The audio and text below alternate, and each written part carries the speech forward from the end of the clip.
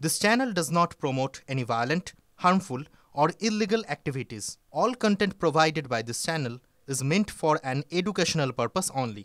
MDH chana masala এখন ছোলা হোক বা বরবটি দানা, সাদা চানা হোক বা কালো, সব রান্নাই হবে অসাধারণ।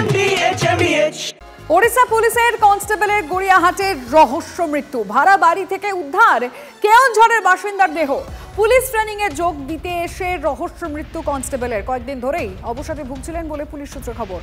ওড়িয়া ভাষায় লেখা সুইসাইড নোট উদ্ধার হয়েছে, এমনটাই পুলিশ সূত্রে খবর। মৃত পুলিশ কর্মীর পরিবারের সঙ্গে কথা হয়েছে গড়িয়াহাট থানায়।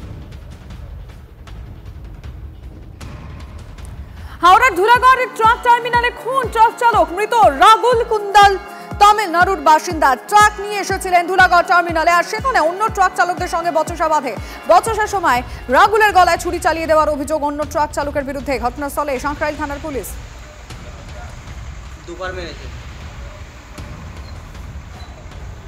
ভারতে অবৈধভাবে এসে পরিচয়পত্র পাওয়া, ভোটে দাঁড়ানো, কলেজের পদ পাওয়া, এইসব বাংলাদেশিদের কাছে একেবারে জলভাত হয়ে গেছে। তাই বলে কলেজের ফ্যাকাল্টি হওয়াও। টাটকা উদাহরণ হতে পারে শান্ত ভৌমিক ওরফে সায়ন। উত্তরবঙ্গ বিশ্ববিদ্যালয়ের মাস কমিউনিকেশনের গেস্ট ফ্যাকাল্টি। ফ্ল্যাট কিনে সংসার পেতেছিলেন। পরে জানা গেল যে ইনিও অবৈধ বাংলাদেশি। ভোটার আধার সব পাওয়ার পাশাপাশি বাংলায় চাকরিও পেয়ে গিয়েছিলেন। বিশ্ববিদ্যালয় কর্তৃপক্ষ অভিযোগ পেয়ে সবে তদন্ত শুরু করতে যাচ্ছে। শিলিগুড়ির লেক টাউনে এই আবাসনেই থাকতেন শান্ত ভৌমিক। যদিও এলাকার বাসিন্দাদের বা এই বিল্ডিংয়ের যারা অন্যান্য ফ্ল্যাট ওনার তাদের দাবি তার নাম শান ভৌমিক। সম্প্রতি ধরা পড়ে তিনি ভারতীয় ভোটার কার্ড এবং আধার কার্ড তৈরি করেছেন, এবং খুঁজতে গিয়ে দেখা যায় এই আবাসনে কার্যত একটি ফ্ল্যাট এগ্রিমেন্টের মাধ্যমে নিয়েছেন তিনি, যদিও সেই ফ্ল্যাটের কোনো রেজিস্ট্রি হয়নি। প্রশ্ন উঠছে, কি করে ভোটার এবং আধার কার্ড তৈরি হলো? কি করেই বা শান্ত বাংলাদেশি নাগরিক হয়েও উত্তরবঙ্গ বিশ্ববিদ্যালয়ে গেস্ট ফ্যাকাল্টি হিসেবে কাজে যোগ দিলেন? এই লেক টাউন এলাকার কাউন্সিলর খোদ শিলিগুড়ি শহরের মেয়র গৌতম দেবও স্পষ্ট ভাষায় বলছেন এই ব্যক্তি বাংলাদেশের নাগরিক। এই আবাসনের এই ফ্ল্যাট তিনি নিয়েছিলেন, কিন্তু রেজিস্ট্রি হয়নি।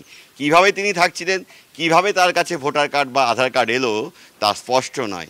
এ নিয়ে পুলিশের কাছে তিনিও জানাবেন বলে জানিয়ে দিয়েছেন গৌতম দেব।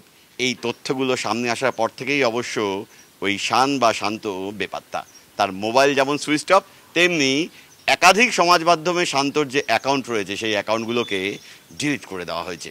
ক্যামেরায় দীপায়নের সঙ্গে প্রসেনজিৎ, TV9 বাংলা, শিলিগুড়ি। পুলিশকে জানিয়ে দিয়েছি, ফ্যাকাল্টি একটা ডিপার্টমেন্টে ছিল যেটা ইলিগাল, এবং তাকে 48 ঘন্টা সময় দেওয়া হয়েছিল। সে দেখা করেনি, না দেখা করে মেল করে জানিয়ে দিয়েছে যে আমি বাংলাদেশে চলে যাচ্ছি। কাকদ্বীপে নিউটন দাসের মতন শান্ত ভৌমিকও পুরুত।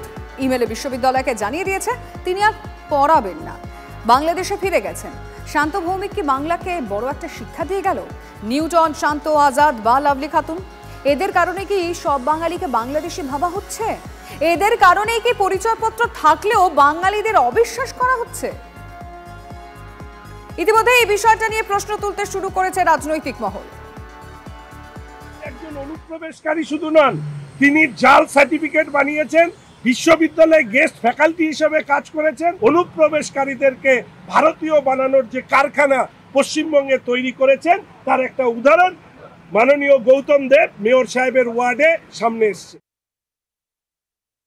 আমার কোনো নলেজই ছিল না। সিপি সাহেবের সাথে কথা বলবো যে এটা পুঙ্খানুপুঙ্খ তদন্ত করে দেখা উচিত। আর এগুলো তো সব সেন্ট্রাল গভর্নমেন্টের ডকুমেন্টস, এগুলো পুঙ্খানুপুঙ্খ দেখে আইনত যা ব্যবস্থা নেওয়া সেই ব্যবস্থা নিতে হবে।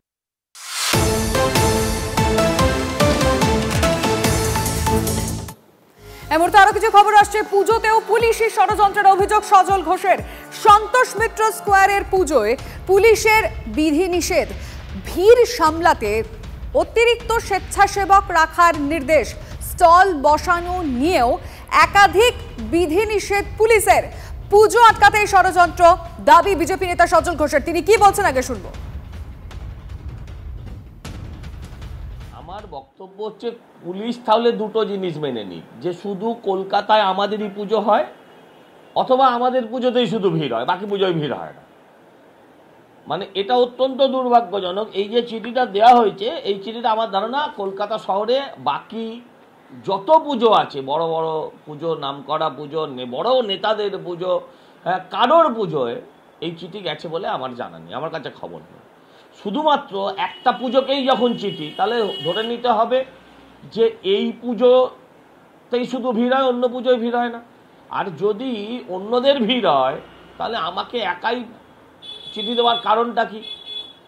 আমাদেরকে একাই চিঠি দেওয়ার কারণটা কি? আমাদের জন্যই শুধু আইন, বাকিদের জন্য কোনো আইন নেই। আমি কথা বলতে চাইবো, আমাদের রিপোর্টার সুমন মহাপাত্র আমাদের সঙ্গে রয়েছেন। সুমন, সজল ঘোষের বক্তব্যের আসল কারণটা কি কোথাও গিয়ে আসল থিম?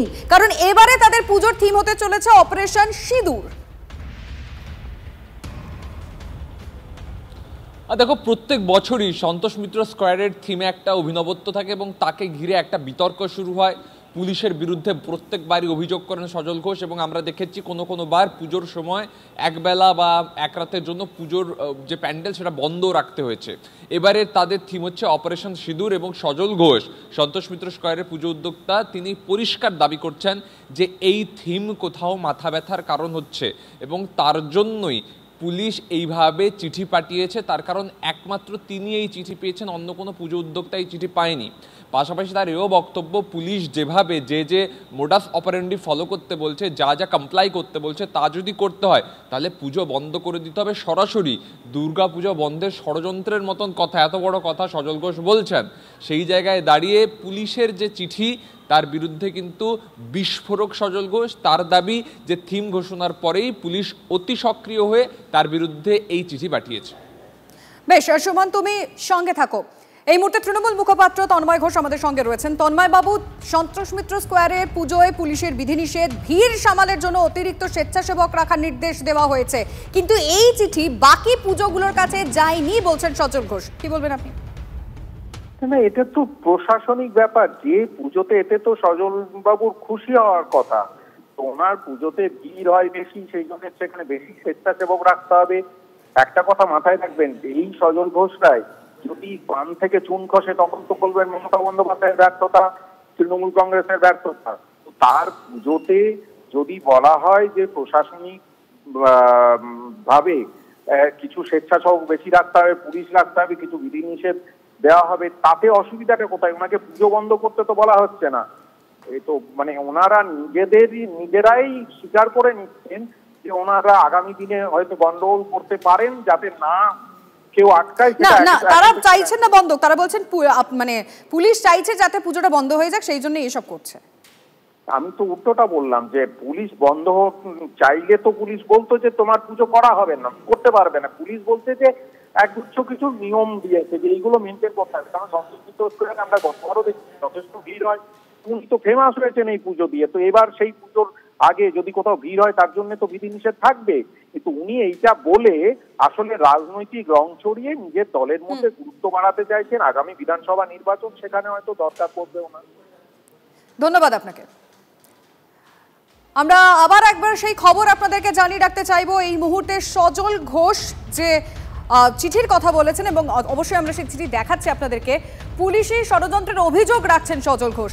সন্তোষ মিত্র স্কোয়ারের পুজোয় পুলিশের বিধিনিষেধ, ভিড় সামলাতে অতিরিক্ত স্বেচ্ছাসেবক রাখার নির্দেশ চলে এসেছে, এখনই এসে গেছে।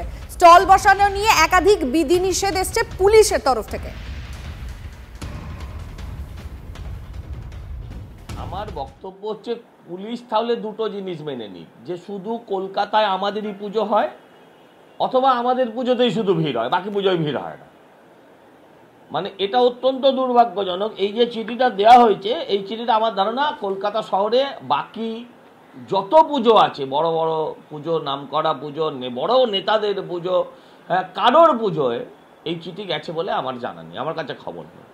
শুধুমাত্র একটা পুজোকেই যখন চিঠি, তাহলে ধরে নিতে হবে যে এই পুজোতেই শুধু ভিড় হয়, অন্য পুজোয় ভিড় হয় না। আর যদি অন্যদের ভিড় হয়, তাহলে আমাকে একাই চিঠি দেওয়ার কারণটা কি? আমাদেরকে একাই চিঠি দেওয়ার কারণটা কি? আমাদের জন্যই শুধু আইন, বাকিদের জন্য কোনো আইন নেই। আসলে অপারেশন সিঁদুর নামটা শোনার পরই যাদের সিঁদুরে অ্যালার্জি, তাদের নির্দেশ এসে গেছে। এটা অত্যন্ত। যদি এমডিএইচ কিচেন কিং কিচেনে থাকি তো আমরা যা ইচ্ছে তৈরি করতে পারি, বেগুনের ভর্তা, আলু কপি, ভিন্ডি মশলা, আরো অনেক কিছু। MBH